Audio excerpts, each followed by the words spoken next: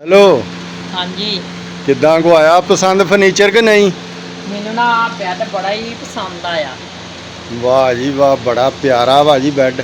आ इधर भी दिखाओ, आ भी केड़ा आ इधर। आ भी देखो जी, दसो केड़ा लेना चाहिए वा। आ कुर्सी चेक करो जी, ठीक है ये? माशाल्लाह फर्नीचर ते बड़ा प्यारा वा माशाल्लाह। शहजाद हाउस नहीं लो जी, तुसी पसंद कर लो जे, सानू तो हजे कोई नहीं पसंद आया, असी तो हजे देखण नए आ। बड़ा ही प्यारा ते VIP फर्नीचर हाउस है जी।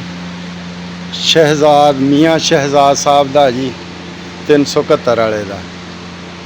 नहीं हुण देख ला, हुण तू आई ते है, देख ला चेक कर ला केड़ा तेनू अच्छा लगा। हुण मेरा तो दिल करन डया आ भी लै ला, आ भी लै ला। सारे ही सोहणे आ ते इन्ने रखने कित्थे आ।